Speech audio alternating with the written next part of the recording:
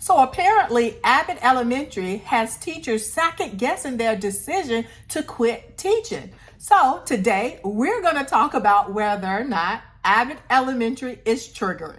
Hey guys, and welcome back to my channel. For those who do not know me, I am Cindy Lumpkin, and my goal is to help inspire, to encourage teachers to use their voice, and to make decisions that are best for them, even if that includes leaving the classroom. So today I will be sharing another real teacher story. When I first read this one, I really didn't connect as much at first. And the reason is because I really enjoy Abbott Elementary. I think it's funny. I can see so many truths in it. Now, obviously, it's way exaggerated, right? But it's a comedy, and you can really tell the person behind it, whose name is Quinta Brunson, knows a little bit about teaching. Matter of fact, her mother was a teacher, and the show is based loosely, I believe, on what she saw as her mother taught and growing up in the particular school district in Philadelphia. My favorite character, by the way, is the principal, and she is a hot mess. And she is all wrong, but it is funny. To answer the question, is Abbott Elementary triggering? I would definitely say yes, especially after watching the season finale. I had my own moment of being triggered after that episode in which she lost a child. I will tell you a little bit about that after I read the story of this particular teacher, however. The triggering, though, I wouldn't say is like a negative of the show. Actually, it shows just how real and how relatable the content is to teachers, because it really hits home. It allows you to see what teachers put up with, and for teachers watching it, it like shows you what you allow and what you put up with. And so it just really kind of tackles some hard truths that teachers endure while in teaching. And I think this is exactly what this teacher meant when she wrote this. Listen, and I'm just going to read it off of my computer. And of course, without names. I need some validation and some love tonight. I was offered a job that will drastically improve my quality of life and a lot more financial freedom. I took it. I watched a new episode of Abbott Elementary, and I am second guessing everything about my decision because it totally glorified teaching as a passion and teachers as superheroes. I know I'm making the right choice, but change is hard, and I am in my feelings right now. I have like 3 takeaways when I hear her story and what she's dealing with right now. I also have my own moment. She watched the show prior to the season finale. And after I actually watched the season finale, I was like, I have to do this real teacher story. Point 1, teaching is a passion. So if it reminded you of that, once again, kudos to Quinta Brunson, because teacher is a passion. And if it wasn't a passion, I don't think we would be where we are right now, because people in other industries, I don't believe would have endured the conditions that teachers have endured for so long without doing something, without picketing, without demanding change. So I believe it was our passion, or it is our passion, that causes us not to give up or to endure longer than what we humanly probably should have, right? When I listen to this teacher, I really want her to know that 2 things can be true. Teaching can be a passion, and at the same time, a teacher who's passionate can get extremely burnt out from teaching, especially when the environment is not as supportive and understanding. But you can't allow seeing how passionate you really were in that environment to make you really feel guilty about moving on, especially if you have determined that that environment no longer serves you. Number 2, teachers are superheroes, and so are you. Just because, once again, you're deciding to leave, it doesn't take away your superhero powers. It doesn't make you any less superhero-ish because you choose yourself. In fact, I feel like it makes you even more of a hero, because the sacrifice that you are making now is hopefully going to pay off later on for some wide-eyed teacher who's so passionate and who wants to get in the classroom, because what you're doing now, what all the other teachers are doing now, is going to make people wake up and listen. So I think you are creating a situation where things are going to be changing for the better for somebody else. And who knows? You just might give up that job later when that change happened and come back and use your superhero powers again in the classroom. And if you do, that's okay. And if you don't, that's okay. In fact, I did do a video a couple of weeks ago entitled Quitting Teaching Guilt-Free. So I'm going to link that up here. So if any of you who are watching this and you have quit or you're thinking about quitting and there is some guilt there, there's some shame there, I really feel like that video series will kind of shed some light on things so that you will not be internalizing your decision. Because even though, I always want to make clear, my aim is not to convince teachers to leave the classroom.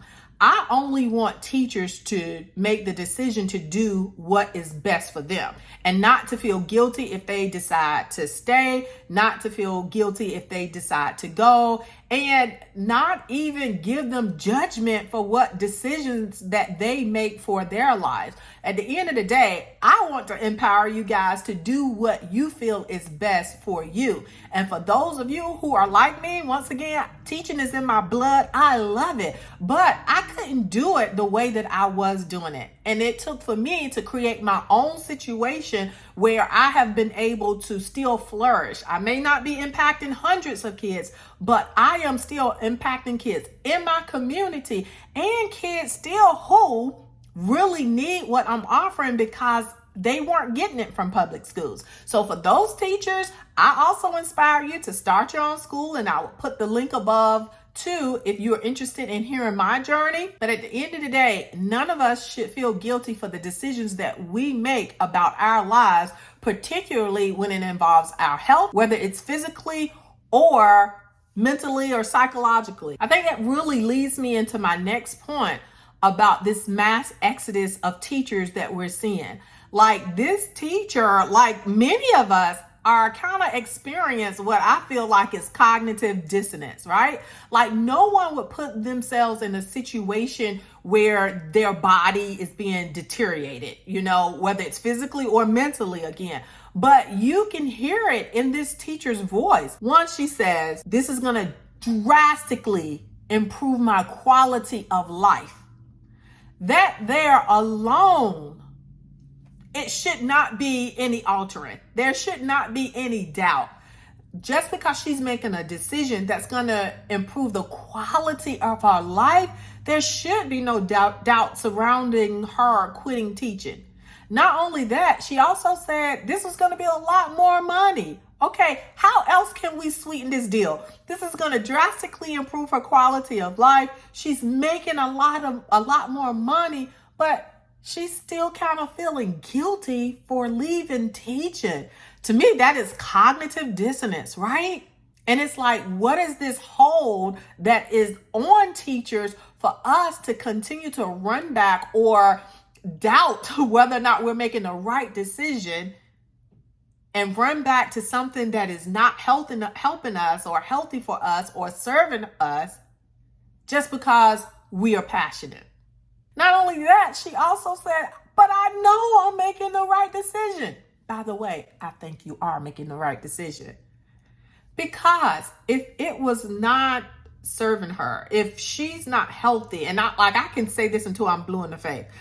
If a teacher is not healthy physically or psychologically, then I don't care if they were the best bomb teacher, whatever, then they're not going to be at their best, even if they choose to stay in the classroom. Sometimes we just want a warm body in a teacher's seat, even if that person is not doing their best. And to me, that's sad. And I think for her, watching that show where she is seeing these dedicated, passionate teachers enduring things, right? And we don't just quit at the drop of a dime, but to see that, I think it's like it made her think, like, really, do do I deserve to have this balance in my life? Like, here are some other teachers, and even though they're going through this, they're sticking it out. They're going to keep going. Well, all of us, we can endure different things. What I might endure, you may not be able to endure. What you can endure, somebody else may not be able to endure.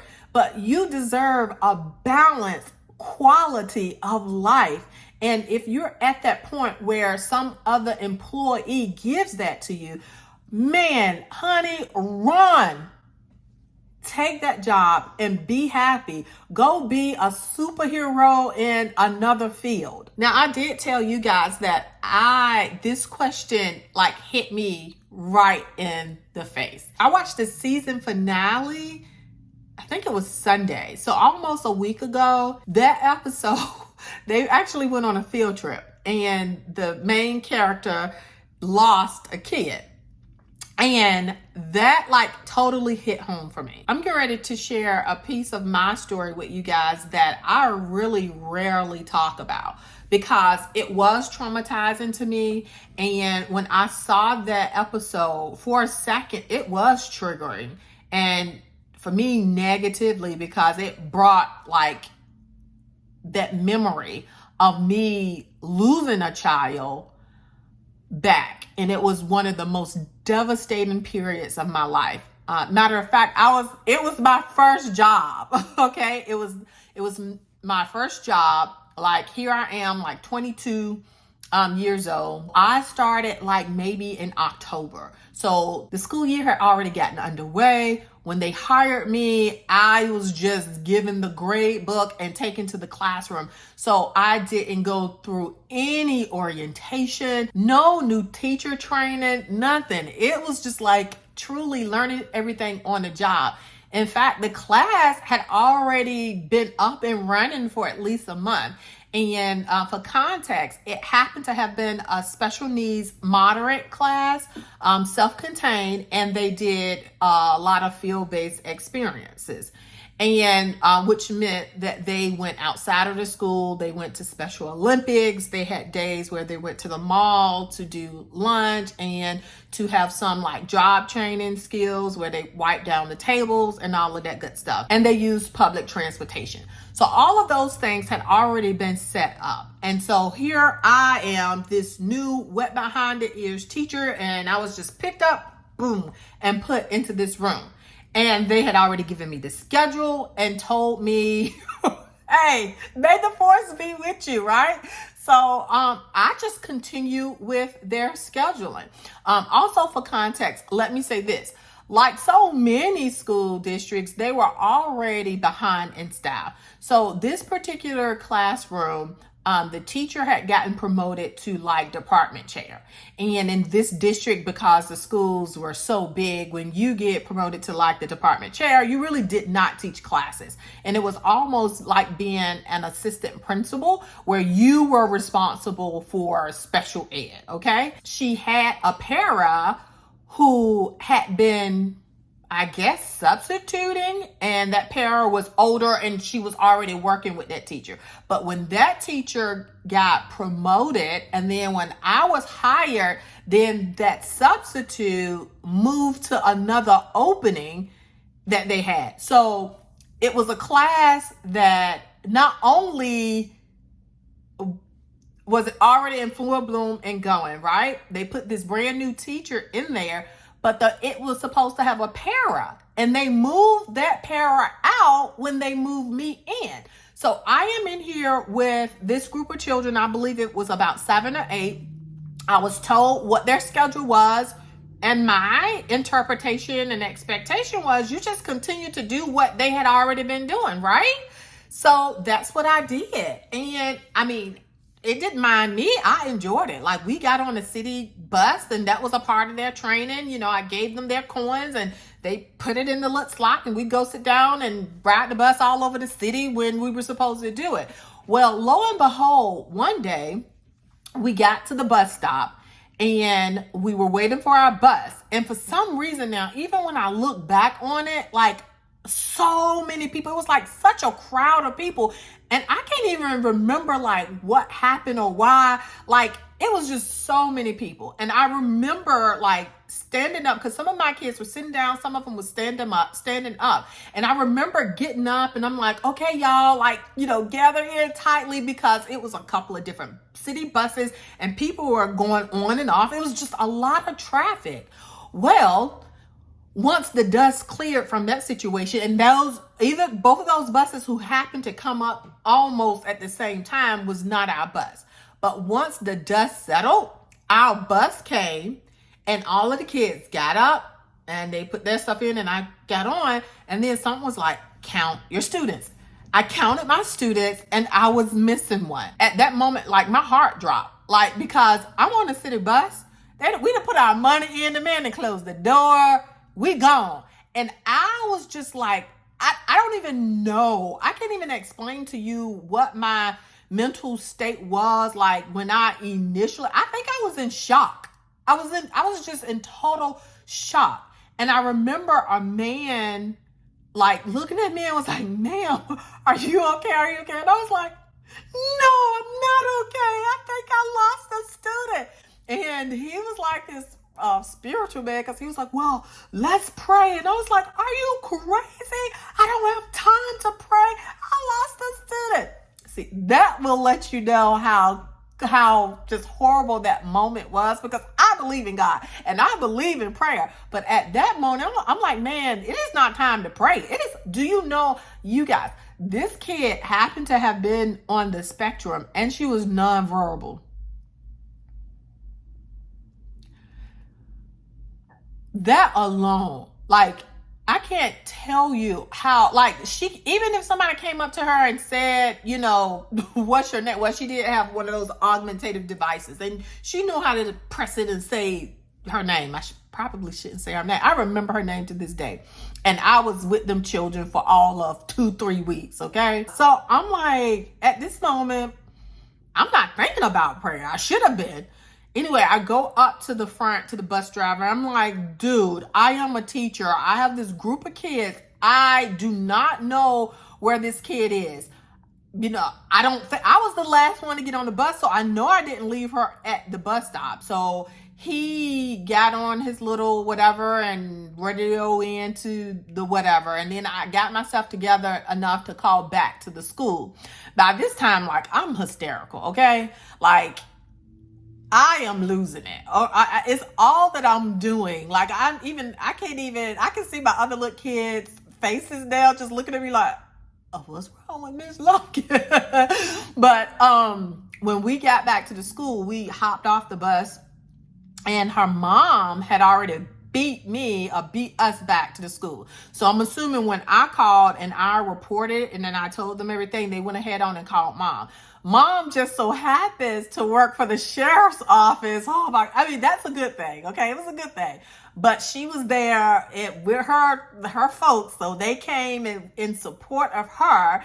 And like, all I could do, I just broke down and I'm like, oh my God, ma'am, I am so sorry. I'm like crying. I'm like snotting. Like, this lady is consoling me. Like, I think I probably went to her wanting to be able to console her and just tell her how awful I felt.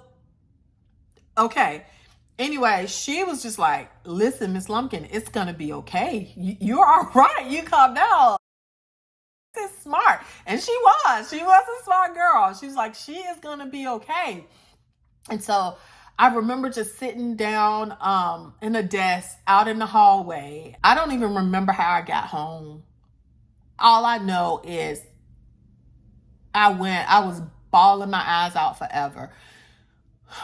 Gratefully, she was found later on, probably about 4 or 5 hours later, and she was found at the airport. And apparently she, in that big chaos of group of people, in which she knew how to use her little token. She knew how to put it in. So she must have gotten on a bus in that crowd. And then she rode it until she felt like getting off. And when she got off, it just so happened to have been at the airport, which once again was a blessing. And somebody found her just wandering around and they ended up calling and they reunited her with her mom. So all was well. Okay, it really turned out well with her, and I was so grateful. But it did not turn out well with me. It was just the beginning. And I actually went through a depressive state. And sometimes I think it was even self-induced because I felt so horrible. I felt so irresponsible. But once again, I mean, well, I don't want to say but, because even out of that situation, I still hold myself accountable, but there were so many things that the school system did, even when it came to me, that was wrong. And true enough, the way that it went down afterwards, like they really tried to nail me to the cross, okay? Like for real, because they weren't trying to take not 1 ounce of responsibility. They even referred me to professional standards. Well, all right, listen, I am going to go ahead and stop this story here. If you guys are interested in hearing the rest of how I had to fight this school district just to not even clear my name, but not to nail me to the cross either. And mind you, I had already nailed myself to the cross. And so, but if you're interested in hearing the rest of the story, y'all let me know and I will tell the rest. But y'all, please pass these stories on. Take them seriously. Use it as a catalyst to help change what's going on now. And if you're a teacher and you have a story and you don't mind me sharing it, please, I believe my email is in the description box. Please look at it. Send me your story. I'm on all types of social media. Cindy Lumpkin. You can find me at my Facebook page. It's a professional page. It's Cindy Lumpkin. The LD educator should find me there. Share your stories so that I can share it and give you my little piece of advice. So I hope you guys truly enjoy your weekend. I love you. And until next time, bye.